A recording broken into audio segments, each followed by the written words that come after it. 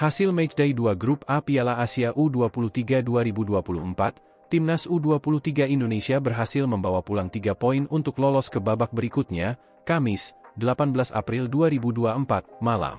Berlangsung di Abdullah bin Khalifa Stadium, Timnas U23 Indonesia mengalahkan Australia dengan skor tipis 1-0. Satu-satunya gol yang tercipta dalam laga ini dicetak oleh Komang Teguh, 45, memanfaatkan assist Nathan Choyaon.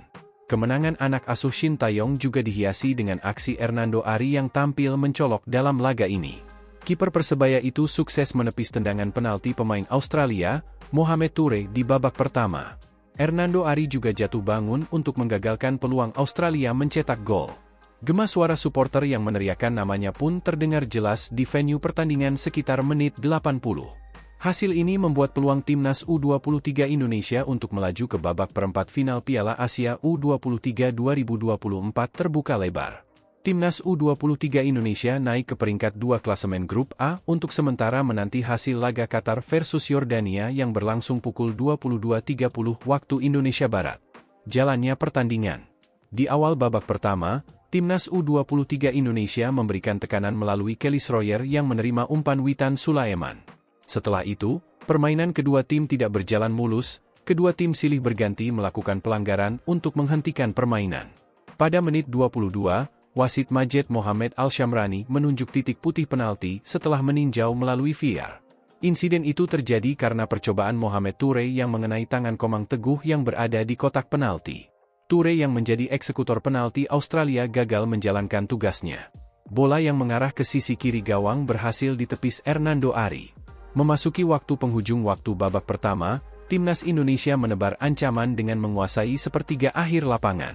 Gol yang dinanti Timnas U23 Indonesia tercipta pada menit 44. Berawal dari tendangan penjuru Witan Sulaiman menghasilkan kemelut di kotak penalti Australia. Bola kemudian disontek Nathan Choyaon. Laju bola yang tidak keras kemudian disambar Komang Teguh yang berada di mulut gawang Australia dengan sundulannya. Skor 1-0 untuk keunggulan Timnas U23 Indonesia. Tertinggal 1 gol membuat anak asuh Tony Vidmar tampil tidak dalam konsentrasi terbaik. Banyak pelanggaran yang mereka lakukan untuk merebut bola dari pemain Timnas U23 Indonesia. Pada menit 70, Kelly Schroyer tidak bisa melanjutkan pertandingan.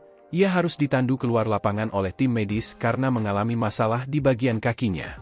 Shin Taeyong pun melakukan pergantian pemain dengan memainkan Justin Hubner.